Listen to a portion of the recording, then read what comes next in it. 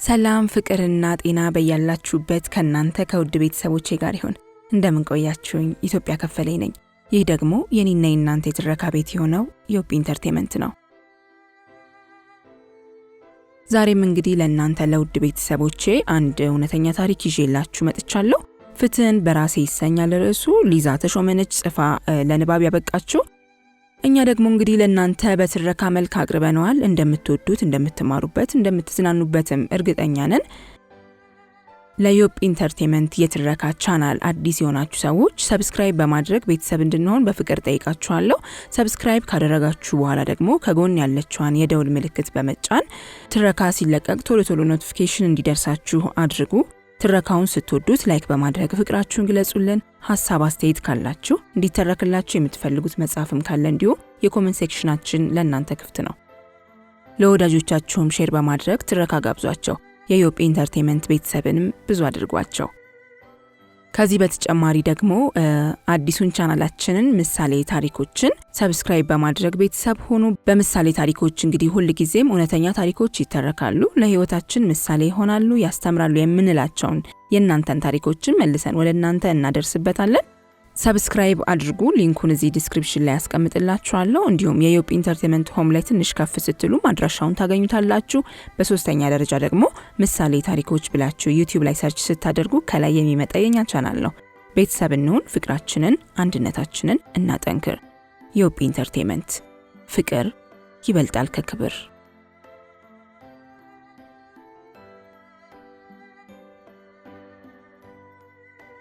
ፍትህን በራሴ በእውነተኛ ታሪክ ላይ የተመሰረተ ልብ ወለድ።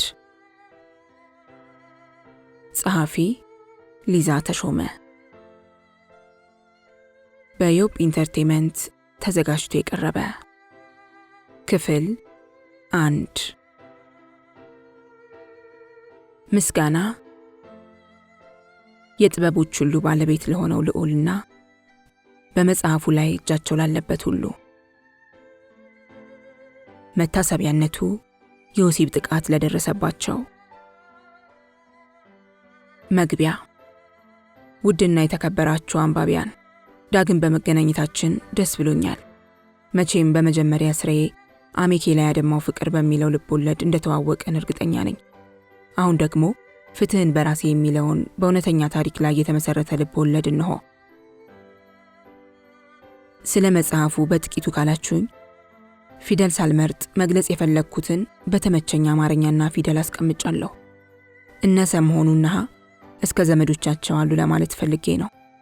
በተጨማሪም በታሪኩ ውስጥ ወሲብና ፍቅር ግብግብ ሲገጥሙ እናያለን። ፍቅርና ጥቅምም ጥለኞች ናቸው።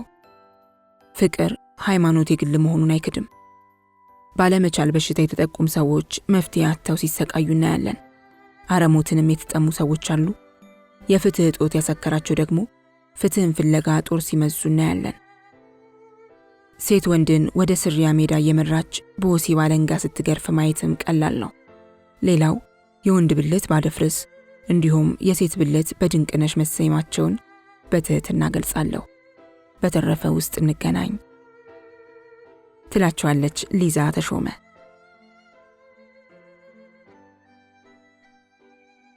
ክፍል 1። ድብቁ ዓላማ። ሕይወት በራሷ መንገድ ሰውን የሚያህል ክቡር ፍጡር እየመራች ከፈለገች ከገደል፣ ከአማራት ከምድራዊ ሲኦል፣ በካላት ደግሞ ከምድራዊ ገነት የምትከት ከባድ የቁማር ሊቅ ናት። ሕይወት ከሰው ጋር ቁማር መጫወት የምትጀምረው ገና ከእናቱ ማህፀን ብቅ ከማለቱ በአዋላጅ እጅ ላይ ጭንቅላቱ ተጨምድዶ ከሚጎተትበት ቁማራዊ ክዋኔ ይጀምራል። አፈር ነህና ወደ አፈር ትመለሳለህ የሚለው የታላቁ መጽሐፍ ቃል እስኪፈጸም ድረስ ሕይወት ለማሸነፍ ቁማሩን ረከዛ ትጫወታለች። የታገላት ከምድራዊ ገነት የመግባት ዕድል ሲኖረው፣ የቁማሩ ስልት ያልገባው ደግሞ ምድራዊ ሲኦል ገብቶ እድሜውን ሙሉ እከኩን እንዳከከ አፈር ነህና ወደ አፈር ትመለሳለህ የሚለውን ቃል እውነትነት ያረጋግጣል። እኔ እንደ ሕይወት የቁማር ሊቅ ባልሆንም ጥሩ ተጫዋች ነኝ። ሕይወት ለማሸነፍ እኔ ደግሞ የጨዋታዋ መሪ ለመሆን ቁማሩ እንዳለ ሆኖ ወደ ተፈረኩበት መመለስ የውዴታ ግዴታዬ ነው። በምድር ላይ እስካለው ድረስ ደግሞ ነዋሪ እንጂ አኗኗሪ መሆን አልፈልግም። ማግኘት የምፈልገውን ነገር ለማግኘት ከሞት ጋር ቡጢ መግጠም ካለብኝ አደርገዋለሁ። የልጅነት ሕልሜ ደራሲ መሆን ነበር። ደራሲ አምሮት ካንት ይገኝ መባል። ሕልም ከእንቅልፍ ሲነቁ የሚጠፋ ነገር ነው። አምሮት ካንት ይገኝ ግን ከነብልሃቷ ወደፊት ትቀጥላለች። ወደዚህች የውሸት ካምፕ ከመጣው ጀምሮ የደስታ ጎረቤት እንጂ እመቤት ሆኜ አላውቅም። የትውልድ ሀገሬን ድሬዳዋን ለቅቄ አዲስ አበባ ስገባ አጎቴ ቤት ነበር ያረፍኩት። እድሜ ላጎቴ ሚስት። አጎቴ ቤት የተቀመጥኩበት 4 ወር 6 ዜሮዎችን ያስከተለ 4 የችግር አይነት ያየሁበት የቀናት ጥርቅም ነበር። የተወለድኩበትን የፍቅር ከተማ ከለቀቅ ዛሬ 1ኛ ዓመቴን ይዣለሁ። ከጓደኞቼ ትዕግስትና ማህደር ጋር የተዋወቅ ነው ባሌም ጓደኛዬም ለማለት ከሚቸግረኝ ወንድ ጋር የማዘወትርበት መቃሚያ ቤት ውስጥ ነው። ትዕግስትና ማህደር ከተለያዩ ወንዶች ጋር እየመጡ መቃሚያ ቤቱን ያደምቁት ነበር። ቀስ በቀስ ጓደኝነታችን እየጠበቀ መጣ። የሁለቱ ስራ በጨለማ ተውጣ ሰው ሰራሽ መብራት ያስዋባትን ካሳንቺስ አምራና ደምቃ እንድትታይ ተውበው በጎዳናዋ ላይ መንሸራሸር ነው። ካሳንቺስን የሚያሳምሯት ከዋክብት የኔ ጓደኞች ከሆኑ ጀምሮ ከትውልድ መንደሬ እያክለፈለፈ ያመጣኝ ድብቁ ዓላማዬ የሚሳካበት ቀን ቅርብ እንደሆነ ይሰማኛል። እየተቃጠርን በተለያዩ መዝናኛ ቦታዎች መገባበዝ ከጀመርን ወራት ተቆጥረዋል። ከነሱ ኑሮ የኔን የተሻለ የሚያደርገው ምናልባት ለቤት ኪራይና ለምግብ አለማሰቤ ይሆናል። በተረፈ የኔም ኑሮ ያቅለሸልሻል። ባጎቴ ሚስት መርዛማ ምላስ ተነድፌ መድኃኒት ሳጣ ከድሬዳዋ ስመጣ የተዋወቅኩት ጥቁር ድንክ ቦርጫም የኮሌጅ አስተማሪ ቤት ነበር ቀጥታ የገባሁት። በእሱ አስተሳሰብ ገረዱም የወሲብ አጋሩም ነኝ። የወሲብ ጽንሰ ሐሳብ የገባው ሰው አይደለም። የሚያደርገው ማድረግ ስላለበት ብቻ ነው የሚመስለው። ወሲብ ዘር ለመተካት ብቻ ብለው ከሚያስቡ ሰዎች አንዱ ነው። ዘር የመተካቱ ጉዳይ እኔን አይመለከተኝም። በየ3 ወሩ ክሊኒክ ጎራ እያልኩ መርፌን እጠቀጠቃለሁ። መርፌው ከሱ ዲቃላና በየወሩ ለሴቶች ከሚሰጣቸው ቀይ ጸጋ አገላግሎኛል። ታዲያ ጅሬ ሰክሮ የመጣ ቀን ካንቺ ከሞልድ ዘሬ ሳይተካ ጠንቅር ብሎ ይቅር ይላል። ሲፈልገው ደግሞ ሁለተኛ አልጋዬ ላይ እንዳደርሽ ከዛሬ ጀምሮ ደሞዝ አስብልሻለሁ፣ ገረዴ ነሽ። ደግሞ የምን ደሞዝ? ከበላሽ ከጠጣሽ መች አነሰሽ? መውደቂያተሽ ከምትንከራተች ብዬን ያስጠጋውሽ። ጸባይሽን አሳምረሽ የምልሽን ካላደረግሽ አውጥቼ ነው የምጥልሽ ይላል። የስሙኒ ፌስታል መስለዋለሁ። በል ሲለው መሬት አይንካሽ ይለኛል። እኔ ግን ከሱ ጋር መኖር ከሰለቸው ቆይቻለሁ።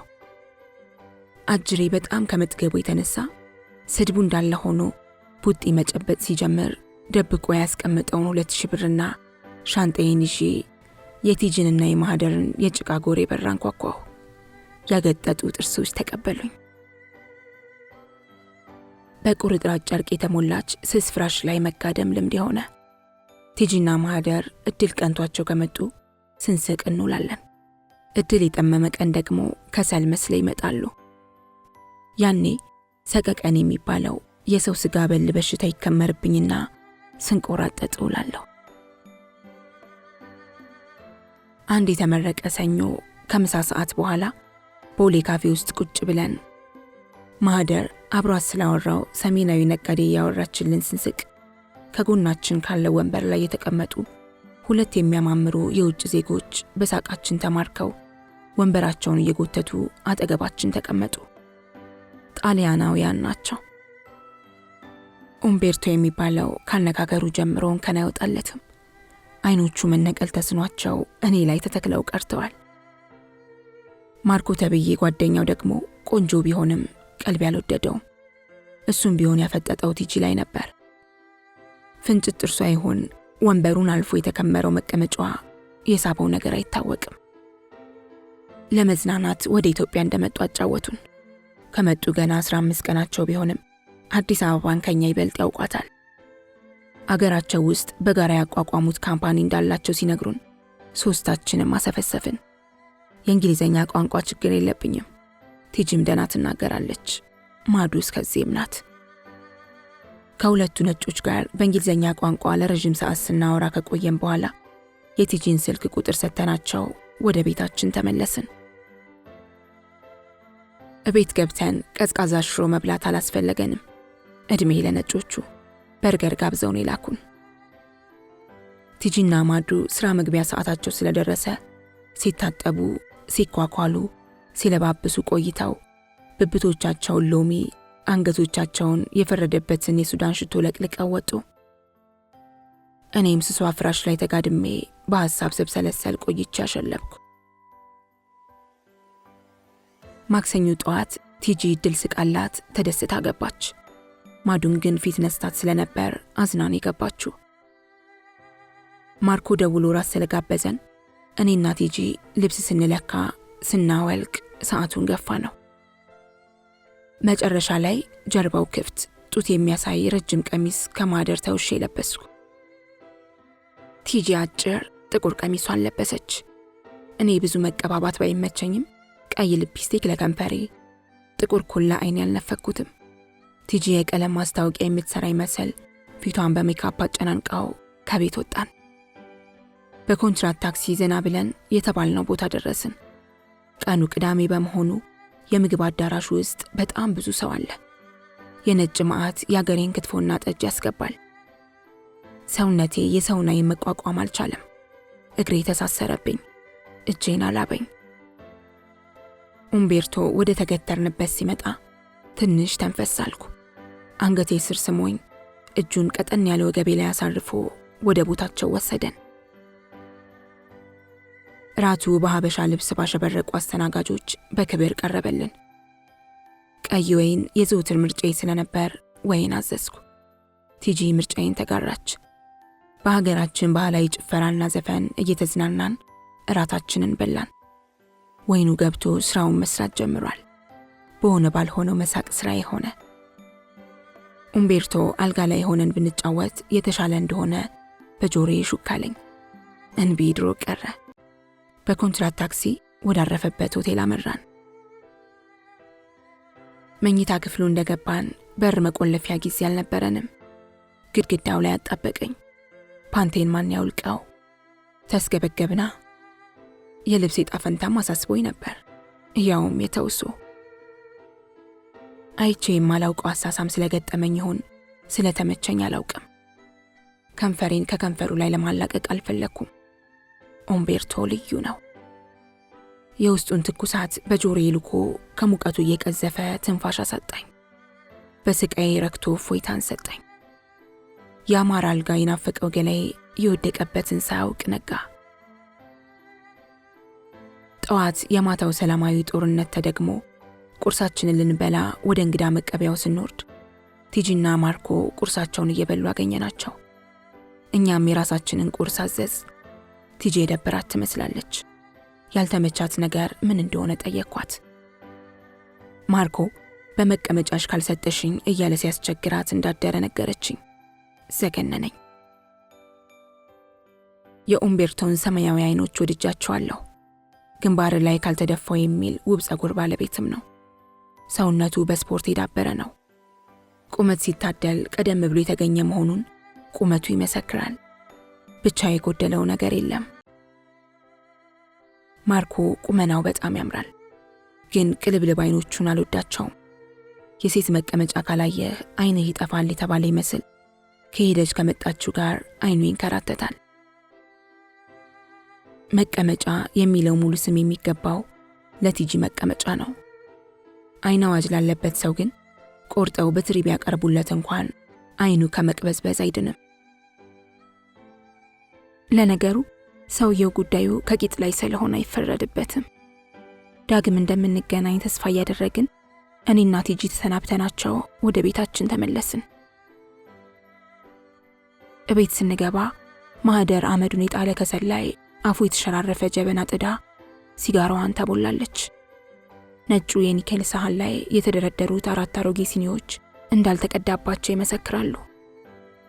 ቀሚሷን በአስቸኳይ እንዳውልቅ ቆጣ ብላ አዘዘችኝ። ደንገጥ ብዬ ማውለቅ ጀመርኩ። ቲጂ እስኪ ብር አበድሪኝ አለች ማህደር። ውይ ማዱዬ የለኝም አለቻት ቲጂ። ከነጭ ጋር አይደል እንዲያደርሹ አለቻት ቆጣ ብላ። ቀሚስሽን ልግዛሽ አልኳት ፈጠን ብዬ። እድሜ ለኡምቤርቶ። ቦርሳዬ ውስጥ 10 የ100 ብሮች ኖት ትቶልኛል። 200 ብር አምጪ አለችኝ በደንብ ያልፈላና ያልሰከነ ቡናዋን እየቀዳች። 100 ትውሰደው፣ ምክንያቱም በጣም ብዙ ጊዜ ለብሰሽዋል፣ ብርም አላወጣሽበትም አለቻት ቲጂ። ማህደር ተስማማች። የዚህን ቀሚስ ጉድ ልንገርሽ አለችኝ ቲጂ። ማህደር ሳቋን ለቀቀችው። አንድ የውጭ ዜጋ ደንበኛ ነበረኝ። የፍቅረኞች ቀን የሚከበርበት ቀን ሲደርስ ባህሌ ባይሆንም እሱን ላስደስተው ብዬ ቀይ ቀሚስ ልገዛ ወደ 22 ማዞሪያ ከአጅሪዋ ጋር ተያይዘን ሄድን። አጅሪት እዚች ቀሚስ ላይ አይኗን ጣለች። ብር ግን የላትም። ልለካ ብላ ጠቅልላ ቦርሳ ውስጥ ከከተተች በኋላ እንደ ጤነኛ ሰው ከሱቁ ሹልክ ብላ ወጣች። እኔ ገንዘቤን አሟጥጬ ስለብስ እሷ የፍቅረኞችን ቀን በሰረቀችው ልብስ አከበረች አለች ቲጂ። ከቻልሽ መግዛት ካልቻልሽ መስረቅ አለች ማህደርም። ህይወት ባላማራጭ ናት ነው ነገሩ። የጠፋው ከሰል ላይ የተጣደው ጀበና ሁለተኛ ቡና ከማፍላት ዳነ። ምሳችንን በርበሬ ያለው የቲማቲም ሰላጣ ጉሮሮ በሚያርድ እንጀራ በላን። እድሜ ለኡምቤርቶ። የጫትና የሲጋራ የቻልኩት እኔ ነኝ። እነሱ ከጥማቸው ለመርካት እየደጋገሙ ሲጋራ ሲያጨሱ፣ እኔ ለሙድ ሳብ እያደረግ ጭሱን አቦላለሁ። ይሁድ ይሁዳችንን እያወጋን ስሷ ፍራሽ ላይ ቂጣችንን ስናለፋ ውለን ሲመሽ እኔና ቲጂ አጫጭር ቀሚስ ለብሰን ነጮቹ ወዳረፉበት ሆቴል ሄድን። ቆንጆ ኡምቤርቶ አልጋ ላይ ጋደም ብሎ አይኑን ላፕቶፕ ላይ ተክሏል። ከወገቡ በላይ ራቁቱን ነው። አንገቱ ስር ሳምኩት። ከከናፍሮቼ ከተቋደሰ በኋላ ትራሱን አስተካክሎ እንድተኛ ጋበዘኝ። ግብዣው አስፈላጊ ነውና ልብሴን አውልቄ አልጋው ላይ ወጣሁ። አይኖቹ ልብን የሚያቀልጥ እሳት መርጨት ጀመሩ። ከግንባሬ እስከ እግር ጥፍሬ ሳመኝ። እግሮቼ የለበሰውን ቁምጣ ለማውለቅ መታገል ሲጀምሩ እጁ ጭኖቼ መሃል ገባ። እንደ ወሲብ ዓለም የሚያስደስት ነገር ምን አለ? ቁምጣውን አውልቆ ወረወረው። አደፍርሱ ተገትሯል። በእጄ ጨበጥኩት። ግሏል። ጥንካሬው ደስ ይላል። እግሮቼ በፍቃደኝነት ይበልጥ ተራራቁ። አደፍርስና ድንቅነሽ ሲገናኙ ዓለሜን ብቻ የሆነች መሰለኝ። ፈጣሪ ለሰው ልጆች ከፈጠራቸው አስደሳች ነገሮች በሙሉ በአንደኛ ደረጃ ላይ መቀመጥ ያለበት ወሲብና ወሲብ ብቻ። ወሲብ ኃጢአት አይደለም። እኔና ኡምቤርቶ ተጣጥመናል። በስም የማውቀው ሆቴል ቤት የሆነ ግን ደግሞ ቤት መከራየት አማረኝ። ገርጂ አካባቢ ከሚገኙ የጋራ መኖሪያ ቤቶች መሃል ባለ 2 መኝታ ክፍል ተገኘልኝ። የቤቱ ባለቤት ቤቱን ለመሸጥ ፈልገው ገዢ ስላልተገኘ ተከራይ ማፈላለግ እንደጀመሩ ደላላው ሹክ አለኝ። እንኳን ለመግዛት ለመከራየት የሚያስችል ገቢ የለኝም። ለኡምቤርቶ አማከርኩት። ኪራዩን በኒጣ ይዋለኝ። አንድ ሐሳብ ተቃለለልኝ። ለቲጂና ለማህደር አንደኛው መኝታ ክፍል አከራየኋቸው። ኡምቤርቶ የመኝታ ቤት ዕቃ ሲገዛልኝ ትዕግስት ማርኮ በሰጣት ብር ያገለገለ ሶፋና ማቀዝቀዣ፣ ማህደር ደግሞ ያገለገለ ቴሌቪዥን እስከ ማስቀመጫው ገዛች። እንደየአቅማችን የዕቃ ቤት ዕቃዎችን አሟላን። ሁለቱ መኝታ ክፍላቸውን ባገለገለ ዕቃ ሳመሩት። ቲጂ ካሳንቺስን ከተወች አሰንብታለች። ማህደር ግን ደህና የሚረዳት ሰው ስላላገኘች አልፎ አልፎ በካሳንቺስ ጎዳና ስትንሸራሸር አምሽታ እድል ከቀናት እየሳቀች ካልተሳካላት አኩርፋ ትመጣለች። አርብ ሰዓቱ ልክ 6:15 ሲል እኔና ቲጂ መርካቶ ደረስን። አንድ የኤሌክትሮኒክስ መሸጫ መደብር ፊት ለፊት ቁመተ ሎጋ ወጣት የሙስሊም ቆብ ደፍቶ እጁን እያወናጨፈ ስልክ ያወራል። ቲጂን ትቻት ወደ እሱ ገሰገስኩ። ያላየሁት መስዬ ላዩ ላይ ወጣሁ። ሞባይሉ ወደቀ። እሳት የለበሱ አይኖቹን ተከለብኝ። ረጋ ብዬ ሞባይሉን አንስቼ ሰጠሁት። መንጭቆ ተቀበለኝ። እያየሽ አትሄጂም ነጃሳ? ኤፍሬም ውዱ የማደርግበት አምጣልኝ ቶሎ በል አለ ቁመተ ሎጋ ወጣት። የታዘዘው ወጣት እየሮጠ ወደ ውስጥ ገባ። ነጃሳ ነው ያልከው? አልኩት ኮስተር ብዬ። አቦናሽንና ጥፊ ከፊቴ ምን ትመስላለች አለኝ። አዎ ሲቆጣም ያምራል። ራስን በምን ሂሳብ ነው የምታየው ባክህ? አልኩት የተናደድኩ ለማስመሰል እየሞከርኩ። አንተ የ30 ሰዓት አለፈ እኮ አትሄድም? አለችው ሂጃብ የለበሰች ተለቅ ያለች ሴት ሱቁ በር ላይ ቆማ። ውዱ አድርጌ ከዛ ነጃሳ ልጅሽ ጋር እያወራው ይቺ ፈረስ ደግሞ ላይ ወጣችብኝ። እንደገና ውዱ ላደርግ ነው አላት ብስጭት ብሎ። የተናደድክ የምታስመስለው ንዴት እንደሚያምርብህ ስለምታውቅ መሆኑን ስለማውቅ ብዙ አትልፋ ታምራለህ ብዬው ከጠቀስኩት በኋላ ልገዛ የመጣሁትን ዕቃ ትቼ ወደ ቤቴ ተመለስኩ። እርግጠኛ ነኝ ከጭንቅላቱ እንደማልጠፋ። ወንዶች ያልጠበቁትን ነገር የምታደርግ ሴት ቀልባቸውን መቆጣጠር ትችላለች። ደፋር ሴት ትስባቸዋለች። ሆን ብዬ ያደረግኩት ነገር ስኬታማ መሆኑን የማውቀው ድጋሚ ያገኘሁት ቀን ነው። እቤት እንደገባን ቲጂ ባልታጠበ እጇ እንጀራ አቅርባ ካልሞቀ ሽሮ ጋር ይዛ መጣች። እርቦኝ ስለነበር የሽሮውን መቀዝቀዝ ባላየ ምሳዬን በላው። መርካቶ የሄድኩት ሞባይል ለመግዛት ነበር፣ ግን ደሞ ነጃሳ ይላል ራሱ ነው ነጃሳ አልኩ አምልጦኝ። የነጀሽው አንቺ ነሽ፣ ውስጥሽ ስለሱ ያሰበ መሆን አለበት።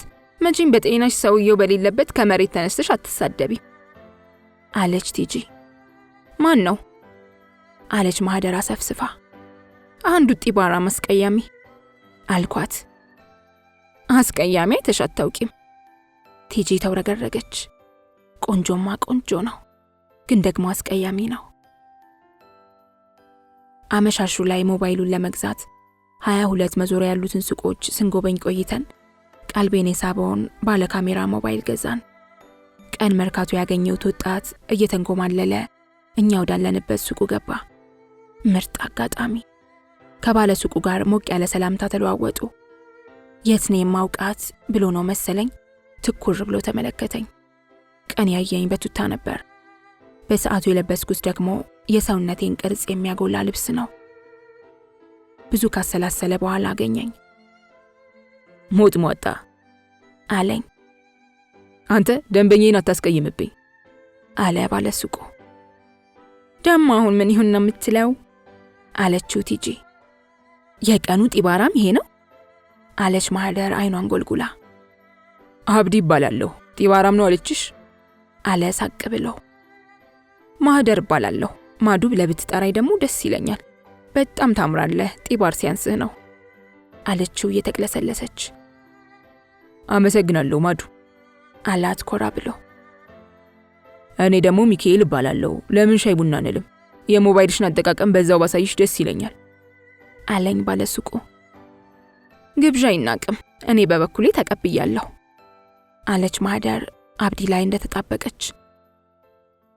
ቲጂ ቆንጠጥ ስታደርገኝ እሺም እምቢም ሳልል ተከተልኳቸው። ቀን መስጊድ ለመሄድ ሲጣደፍ የነበረው ሰውዬ የክርስቲያን ስጋ ጥስቅ አድርጎ ቢራ ከለሰበት። ያለ የሌለውን እየቀበጣጠረ ሲያስገለፍጣቸው አመሸ። እኔ ፊቴ ሳይፈታ ሰፈራችን ደረስን። አብዲ ተብዬው ካላደረስኳችሁ ብሎ ሰፈራችን ድረስ መምጣቱ ሳያንሰው ቤታችሁን ሊላችሁ ብሎ በፈጣጣ ቤት ገብቶ ክፍሎቻችንን ጎብኝቶ እኔን ከምንም ሳይቆጥረኝ ከጓደኞቼ ጋር ሲጫወት አምሽቶ ወጥቶ ሄደ። በሶስተኛው ቀን ጠዋት ላይ ስልኬ ሲጠራ ከእንቅልፌ ነቃው። ቁጥሩን አላውቀውም። ከእንቅልፌ ጋር ያቆራረጠኝ ደዋይ እንቅልፍ ባደከመው ድምጼ እየተጽናና ሲያስለፈልፈኝ ከቆየ በኋላ አብዲ ነኝ አለኝ። ደነገጥኩ። ለካ አጅሬ ስልክ ቁጥሬን ከቲጂ ወስዶ ነበር። መቃሚያ ቤት ሊያገኘኝ እንደሚፈልግ ሲነግረኝ በፍጹም አልችልም አልኩት።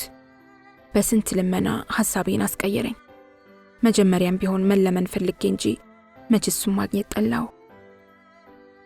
በቦታው ሚካኤል ተብዬው ባለሱቁ ስለሚገኝ ቲጂና እኔ ድሬያችንን ለብሰን ከተባልነው ሰዓት 30 ደቂቃ አሳልፈን መቃሚያ ቤት ውስጥ ተገኘን። 30 ደቂቃ ሆን ተብላ ያለፈች ናት። ወንዶችን ጥያቄ ውስጥ መክተት ለሴቶች ጠቀሜታ አለውና። ሺሻ እየሳብን ጫት ስንቅም አመሸን። እራት አብዲ ጋበዘን። 3ቱ ቢራቸውን፣ እኔ ቀይ ወይን እየጠጣው ሰዓቱን ገፋ ነው።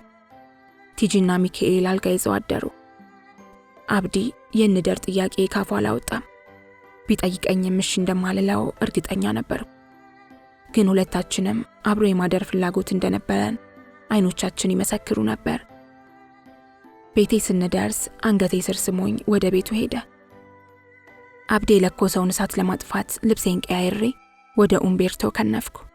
የፈረደበት ላፕቶፕ ላይ ተጥዷል። ልብሴን አውልቄ እርቃኔን አልጋው ላይ ወጣሁ። አላሳፈረኝም። የወሲብን ዓለም እንደ እንዝርት እያሽከረከረ አስቃኘኝ። ሰላም ያለው እንቅልፍ ወሰደኝ። ጠዋት ቁርሴን በልቼ ልክ ስራ እንዳለበት ሰው እየተጣደፍኩ ወደ ቤቴ ተመለስኩ።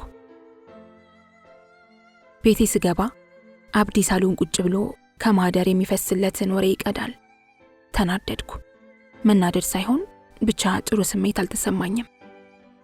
አዳር ጥሩ ነበር አለኝ አብዲ። በጣም አልኩት ኮስተር ብዬ። ቁርስ እንድታባይ ነበር አመጣጤ። አንቺ አስፈላጊ አይመስለኝም። ቱግ ያደረገኝን ነገር ባውቀው ደስ ይለኝ ነበር።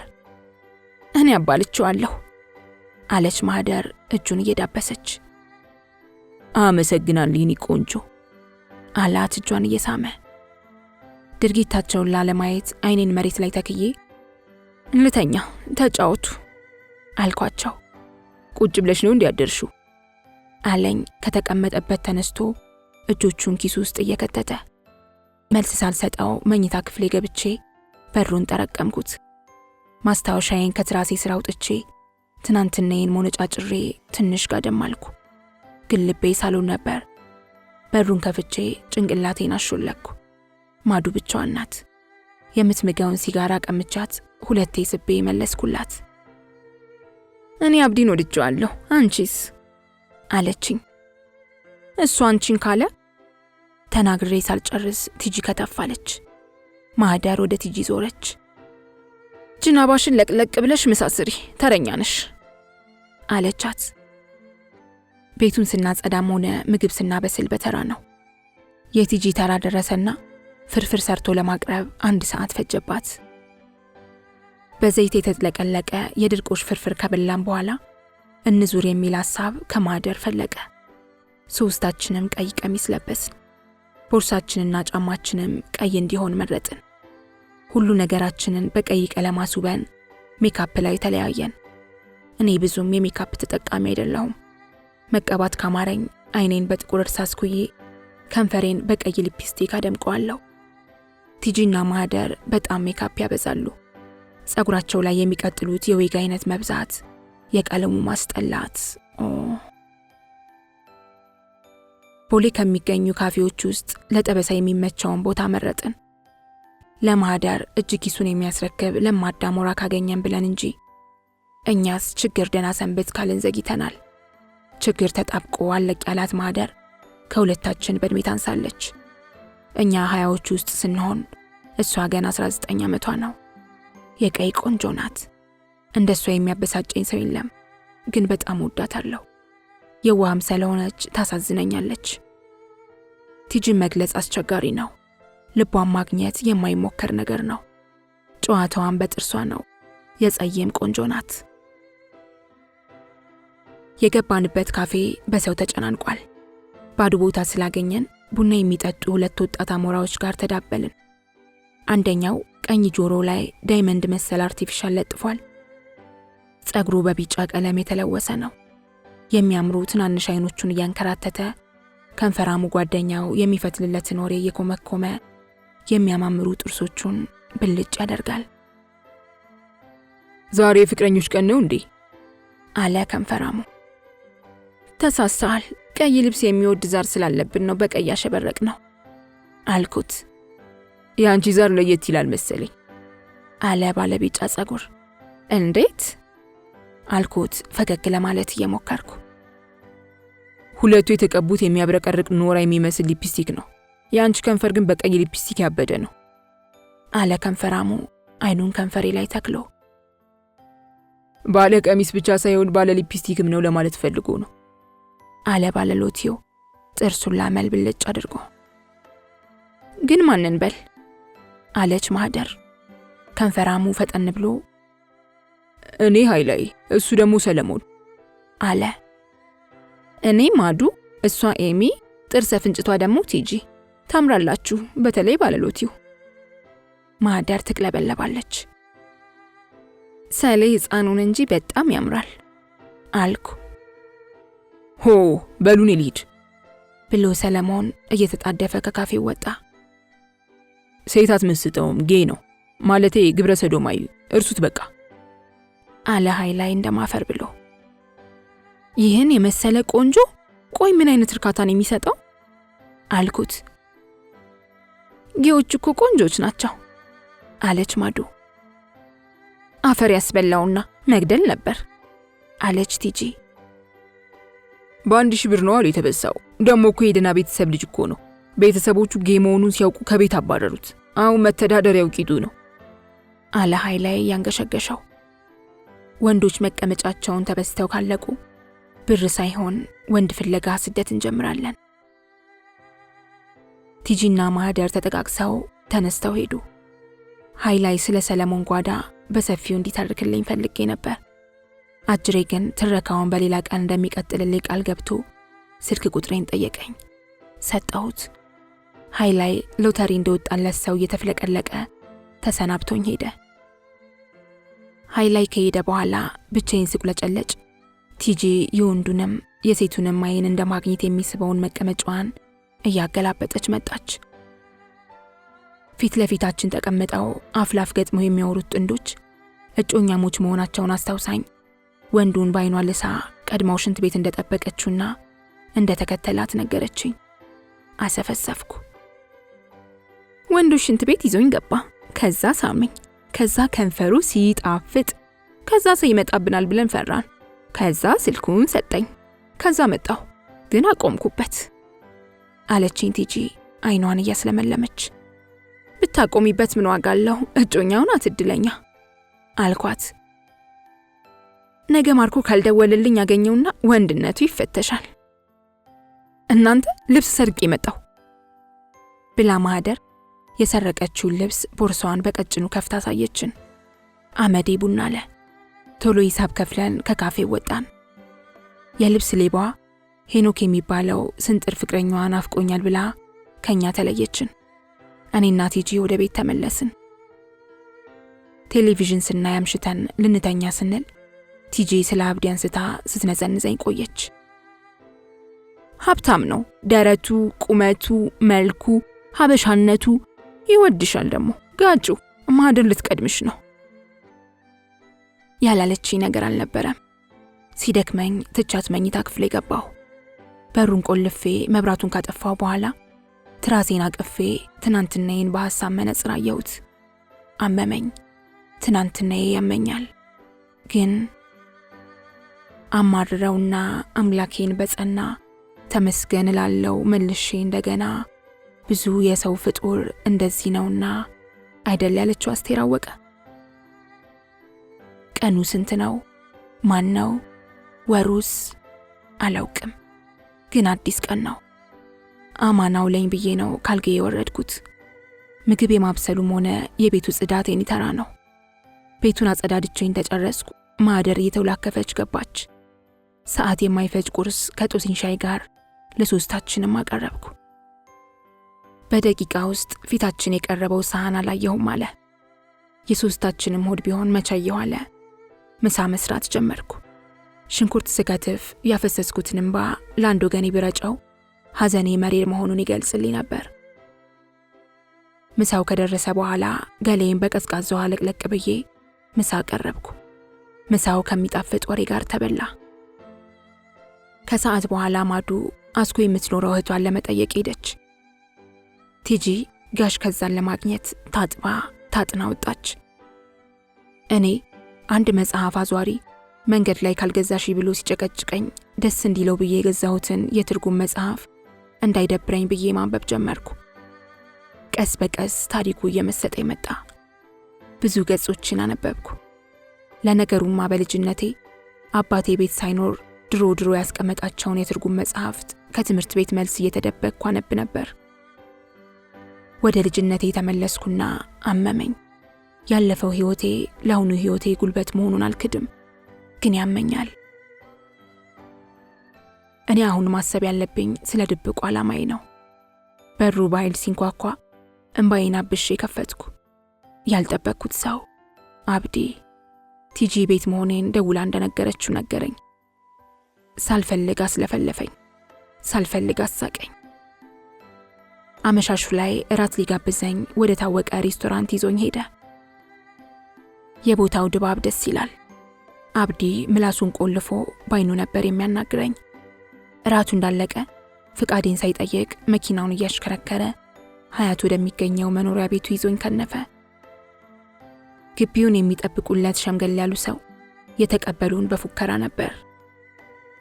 አጅሬ ጠጅ ነው አለኝ አብዲ። እየተመላለሰች ቤቱን የምታጸዳለትና አንዳንዴም ቤት ከኋላ ምግብ የምታበስልለት ሰራተኛው ደግሞ በእንጉርጉሮ ታዝናናዋለች። የቤቱ ጽዳት መንፈስን ያረካል። የእቃው ጥራትና ውበት ሌላ ነው። በመሳሪያ ብቻ የተቀነባበረ ለስላሳ ሙዚቃ ከፍቶ ወይን ቀርቶ ከሰጠ በኋላ ወደ መኝታ ክፍሉ ሄደ። እኔ ስለሚለብሳቸው ልብሶች፣ ሽቶ፣ ንጽህናው እያሰብኩ በፓንት ብቻ ከመኝታ ክፍሉ ወደ ሳሎን ወረደ። አደፍርሱ ገና ሳይቆም ፓንቱን ወጥሮታል። ሳላስበው በረጅሙ ተነፈስኩ። ብርጭቆዬን ተቀብሎ ጠረጴዛው ላይ አስቀመጠው። ልብሴን ረጋ ብሎ አውልቆ ጨረሰ። በፓንት ብቻ ቀረው። እንደ ሎሚ እንዲጨምቀኝ ተመኘው። ቴሌቪዥኑ ላይ የተቀመጠውን ጩቤ አንስቶ እያገላበጠ ተጠጋኝ። የልቤ ምት ጨመረ። በሰላም ነው አልኩት። መልስ ሳይሰጠኝ በጨበጠው ጩቤ ፓንቴን በአንደኛው ጎን በጠሰው።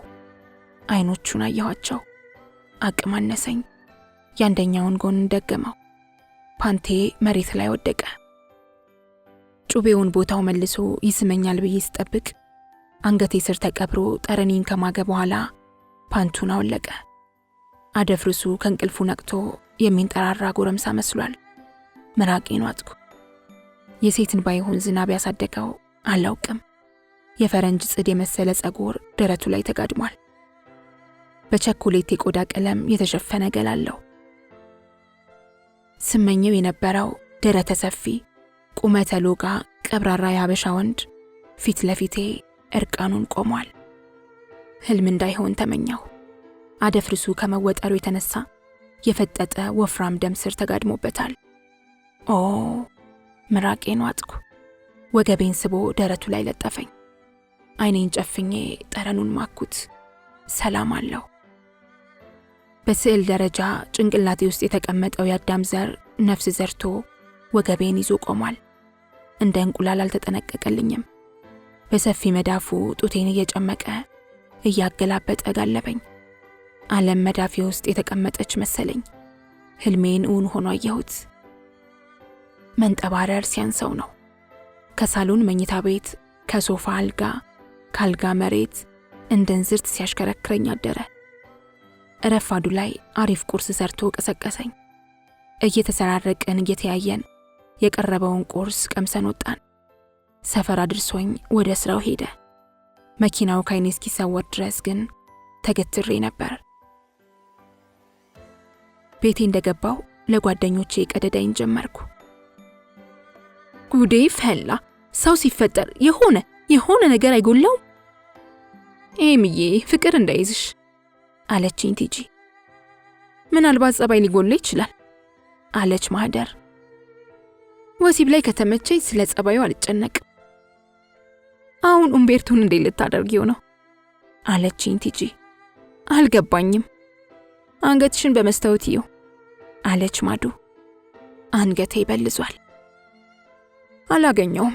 እኔ አሁን ማሰብ የምፈልገው ስለ አብዲ ብቻ ነው አልኩ ኮራ ብዬ። ቀደምሽኝ እንጂ የኔ ነበር አለች ማዱ። የተናደደች ትመስላለች። ማዱ በጣም ይቅርታ አድርጊልኝ። አብዲ በመዳፊ ውስጥ እንደ ሎሚ እየታሸ የሚኖር ክንፍ የሌለው አሞራ ነው። ስለዚህ አይንሽን አንሺ አልኳት። ኡምቤርቶ ሲቀጥረኝ ሰበብ እየፈጠርኩ 15 ቀን ሙሉ አብዲ ቤት ቁጭ አልኩ።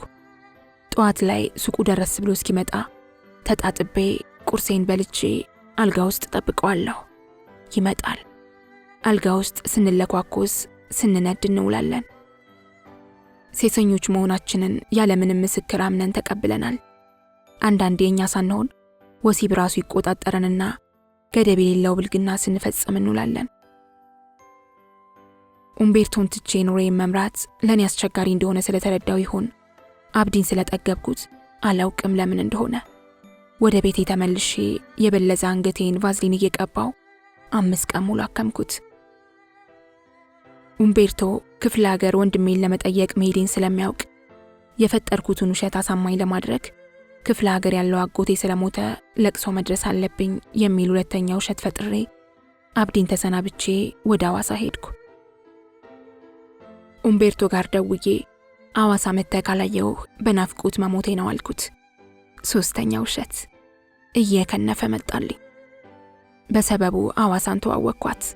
ታምራለች። ኡምቤርቶም ቢሆን በጣም ነው የወደዳት። ባይወዳት ነው የሚገርመኝ። አንዱን ስራ ፈት 3 የ100 ብር ኖቶች ሸጉጬለት ወንድሜ ነው ብዬ ለኡምቤርቶ አስተዋወቅኩት። ውሸቴ እውነት ሆነ። 20 ቀን ሙሉ ድምጻችንን አጥፍተን ሐዋሳ ተቀመጥን። አዲስ አበባ ደግሞ ናፈቀችኝ። አብዲንም ባገኘው ደስ ይለኛል።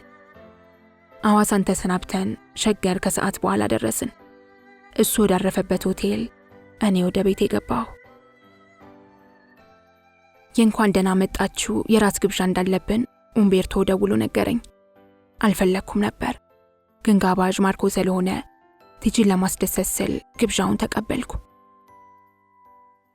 እግሬን በሰበረው ራት በልተን ከሬስቶራንቱ ስንወጣ አብዲና ሚካኤል ሲገቡ ተገናኘን። ኡምቤርቶ እጄን ይዞ ቦርሳዬን አንጠልጥሏል። አብዲ ከላይ እስከታች ተመልክቶኝ ምንም ሳይናገረኝ ወደ ውስጥ ገባ። ታውቂዋለሽ የሚል ጥያቄ ከኡምቤርቶ ቀረበልኝ። አላውቀውም አልኩ። በውበቴ ተማርኮ እንደሆነ ነገረኝ። ይሻለኝ ነበር። ከ4 ቀን በኋላ ምሽት ላይ ሳሎን ቁጭ ብዬ ከማዱ ጋር ካርታ እየተጫወትኩ በሩ በኃይል ተንኳኳ። ማህደር ፈጠን ብላ ከፈተች። አብዲ ነው። የለበስኩት አጭር ቁምጣ ላይ ረዝም ወደ ታች መጎተት ጀመርኩ። ልብሴን ለመቀየር ጊዜ እንኳን ሳይሰጠኝ ወደ ቤቱ ወስዶ ልብሴን አውልቆ በቀበቶ ገረፈኝ። ሁለተኛ ከዛ ነጫጭባ ጋር ልይሽና። ነጫጭባ የምትለው ሰው ቤት ተከራይቶ ያስቀመጠኝ ወንድ ነው። የምተዳደረውም እሱ በሚሰጠኝ ገንዘብ ነው። ስለዚህ የሚያገባ ነገር የለም አልኮት እያለቀስኩ። ኧረ ድጋሚ ከሱ ጋር ልይሽና ያኔ እኔና አንቺ ነን። እሱንም ቢሆን አልለቀውም። ሴት ልጅ መምታት ወንድነት መስሏል። አሁን በሩን ክፈትልኝ እሄዳለሁ። ይውጣላት ብሎ ልብሴን የመታጠቢያ ገንዳ ውስጥ ከቶ ውሃ ለቀቀበት። ፊት ለፊት ያገኘሁትን የፀጉር ሻምፖ አንስቼ ወረወርኩበት። ሳትኩት። ፀጉሬን ጨምድዶ አልጋው ላይ ወርውሮኝ ወደ ሳሎን ሄደ። አልቅሼ ሲወጣልኝ መብራቱን አጥፍቼ አልጋው ውስጥ ገባሁ። ትንሽ ቆይቶ ቀዝቃዛ ወተት በብርጭቆ ይዞልኝ መጣ። አልጠጣም ብዬ ድርቅ አልኩ። ፀጉርሽ ላይ ለቀዋለሁ አለኝ። ሊያስፈራራኝ እንዳልሆነ ማወቅ ደግሞ የኔ ግዴታ ስለሆነ ጠጣሁ። ይቅርታ እንኳን ሳይለኝ ጀርባውን ሰጥቶኝ ተኛ። ግን ሳንፈልግ መነካካት ጀመርን። የሁለታችንም የንዴት ግለት የወሲብ ጥም ለቀቀብን። የጤና ይሆን? ሰላማዊ ጦርነት ተጀመረ። የገረፈውን ገላ በስሜት ማዕበል እየቀዘፈ ፍቅር በሚረጩ መዳፎቹ ዳበሰው። አብዲ ወዬ በእናትህ አትምታኝ። ከተናደድኩ ወላሂ እገልሻለሁ። ያቅሜ ጠላት የሆነውን አይኑን ስመለከት አንገቴን እየዳበሰ ከንፈሩን ሰጠኝ። የእናቱን ጡት ያገኘ ሕፃን ይመስል እየተስገበገብኩ መጠጥኩት። ውሻ ነኝ። ከግንባሩ እስከ እግር ጥፍሩ ድረስ ሳምኩት፣ ነከስኩት። አሁንም አልጠገብኩትም። አቅም አነሰኝና በጀርባዬ ተንጋለልኩ። ጭኖቼ መሃል ገባ። ከዛ በኋላ የሆነውን ለማስታወስ እቸገራለሁ። ምክንያቱም ገሎ እስኪያድነኝ ድረስ ራሴን አላውቀውምና። አብዲ ሰይጣናዊ ሰው ነው። መንጋቱ አይቀርም። ነጋና አዲስ ቀን ለማየት በቃሁ። የተገረፈው ቀዩ ገላይ አንዳንድ ቦታ በልዟል። ልብሴም በውሃ ተነክሮ እንዳደረ ነው። የሱን ሸሚዝ ለብሼ በውሃ የተነከረ ልብሴን በፌስታል አንጠልጥዬ ወደ ሳሎን ወረድኩ። የተጠበሰ እንቁላል ሽታ ተቀበለኝ። እርቦኝ ስለነበር ቢስኪ ለኝ አልጠበቅኩም። ቁርሳችንን በልተን እንደጨረስን እንደተለጎመ ቤት ያድርሶኝ ወደ ስራው ሄደ። እቤት ስገባ ማዱ ሶፋው ላይ ተቀምጣ ታለቅሳለች። ብቻዋን ተቀምጣ ስታለቅስ ማግኘት የተለመደ ነገር ነው። ወዲያው ደግሞ ትስቃለች። መፍትሄ የሌለው ነገር ቢኖር ሞት ብቻ ነው አልኳት። ሞት ነው የሚያስለቅሰኝ አለች እየተነፋረቀች። ታዲያ ከሞት የሚቀር ማን አለ? የኔ የቁም ሞት ነው። የቁም ሞትን ለማሸነፍ ከፈለግሽ ጠንካራ ሴት ሁኚ። ዛሬ ደግሞ በሸሚዝ ነው ላከሽ። ፈገግ አለች። ለቅሶ ተረሳ። ቲጂስ አልኳት ድምጿ ሲጠፋብኝ። ማርኮ ሐዋሳ ይዟት ሄደ። እኔ ነኝ እንጂ የሚወስደኝ ይልኝ። ማታ ማታ መንገድ ላይ መገተር ይቅርብሽ ታዩ። ብሩስ ሄኒ እንደሆነ ደሞዝ ሲቀበል 100 ብር ብቻ ነው የሚሰጠኝ። አንገቷን ደፋች። መንገድ ላይ ተገትሮ የሰካራም ቆርቆሮ ማስቆም ባላውቀውም ማስቀያሚ ስራ ነው። መልካም ነገር ማድረግ ለራስ ነውና ስለ ቤቱ ኪራይ እንዳታስብ ነገርኳት። ደስ አላት። እኔ መልካም መሆን ባልፈልግም ትዝታዬ መልካም እንደሆነ ያስገድደኛል፣ መጥፎም እንደሆነ ያበረታታኛል። ቢሆንም የተከፋ ሰው ማየት አልፈልግም። በዕለተ ሐሙስ አብዲ ያልጠበኩትን ነገር አድርጎ አስደነገጠኝ።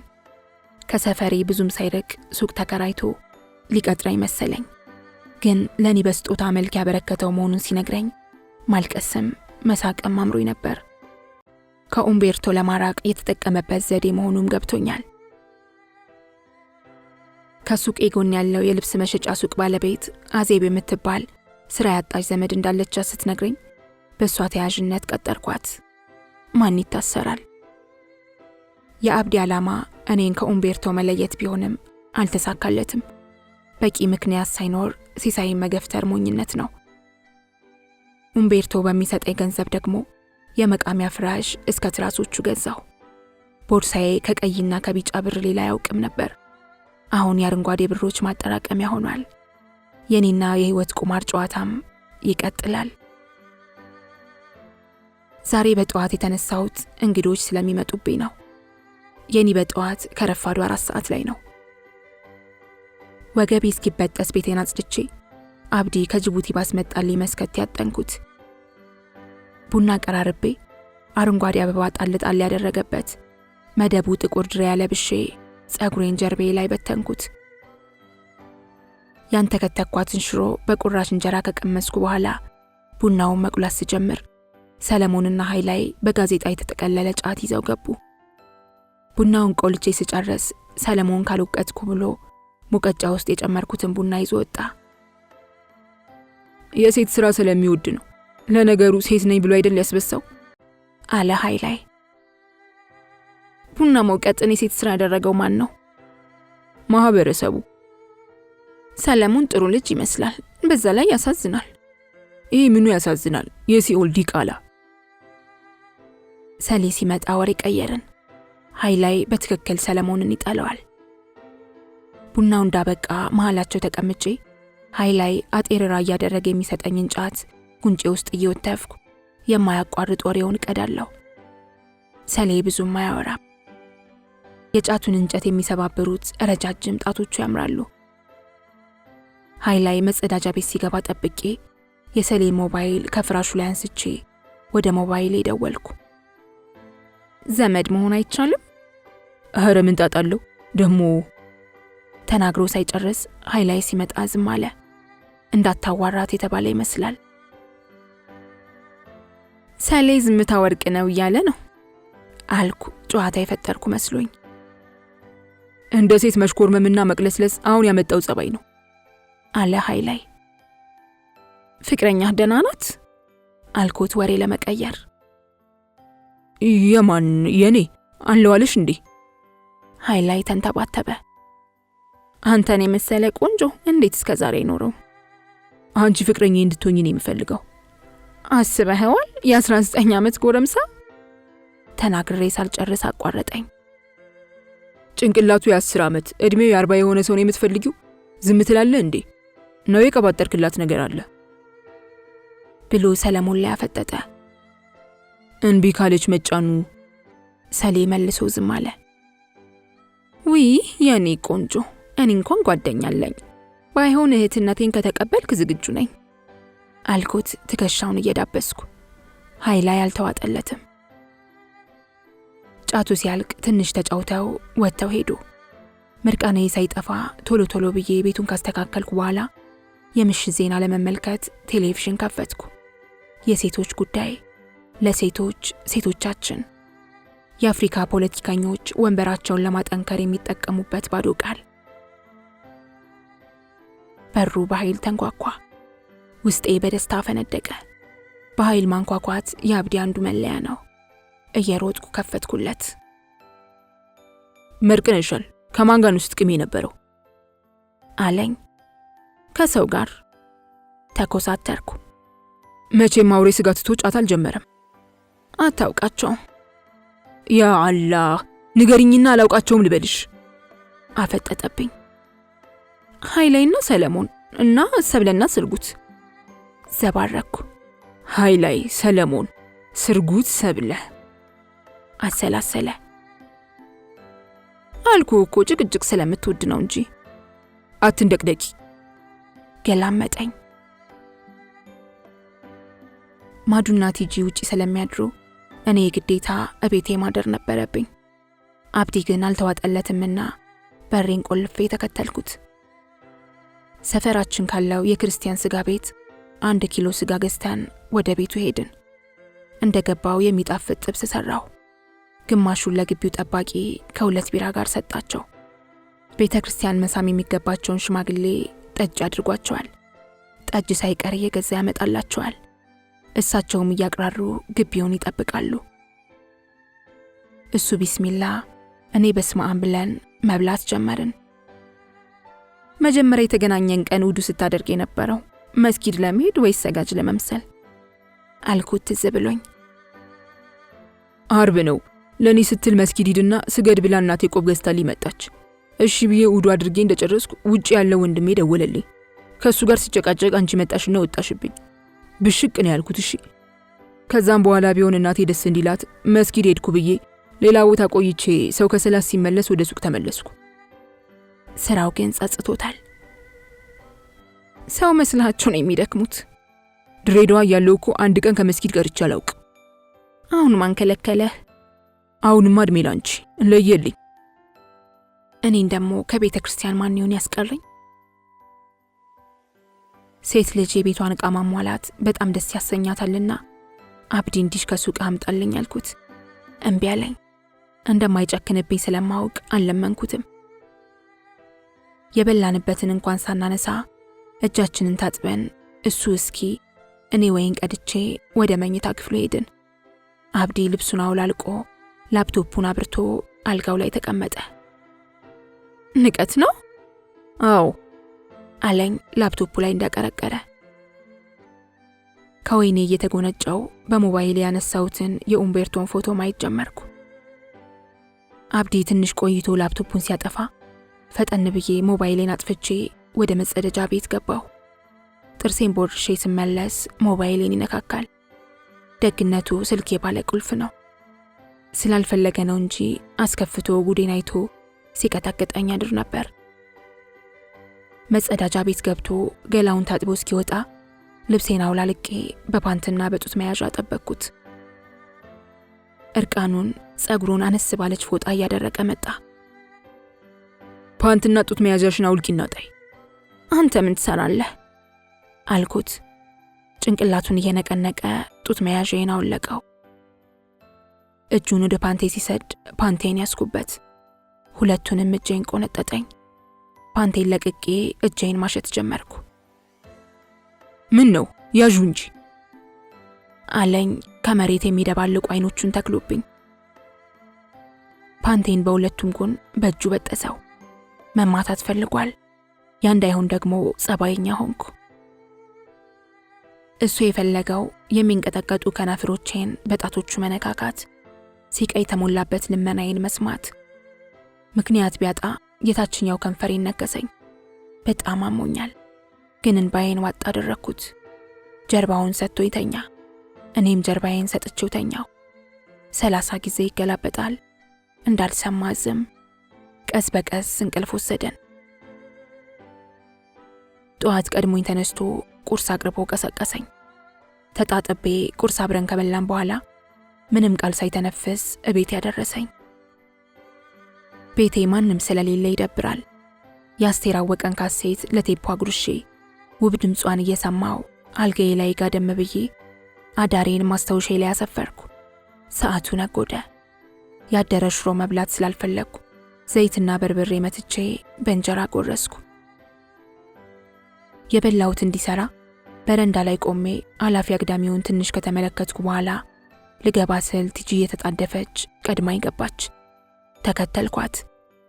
ትራስ ተደግፋ ታለቅሳለች። አሁን ሴት ልጅ ለለቅሶ የተፈጠረች የመሰለኝ ነው። ቲጂ ሮሯን ማሰማት ጀመረች። እኔ መረረኝ ይህን ተጫነቻት። ከነጩ ከጥቁሩ ከተገረዘው ካልተገረዘው ጋር መስለን ምርር አለኝ። ማርኮን አልተገረዘም አልኳት። ተገርዟል። ተጣላችሁ?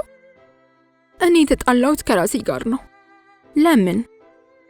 እድሜ ያለፈ ሲሄድ የሚፈልገኝ እንዳጥቼ ማበድ አልፈልግም። ስለዚህ ማግባት አለብኝ። ወይ ጤና ማጣት ያምሻል። የኔ መቤት ከራስሽ ጋር ሁኚ። የሚያመኝ የሚፈልገኝ እንዲያጣውለት ነው።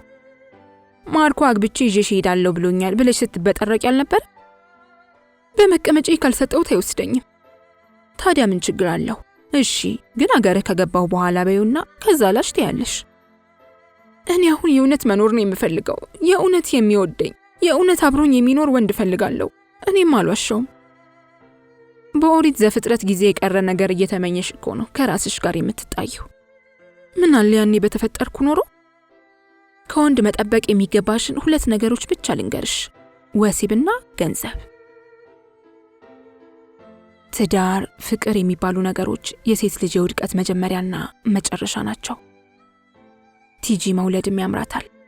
ሰው መኖር ሳይጀምር ሌላ መኖር የሚፈልግ ፍጡር ወደዚህች ውሸታም ዓለም ማምጣት ለምን አስፈለገው? እኔ የተፈጠርኩት ለራሴና ለራሴ ብቻ ነው። ዓለም ውሸታም ናት። ስለዚህ የውሸት እየሳኩ የውሸት መኖር ለምጃለሁ፣ እችልበታለሁም።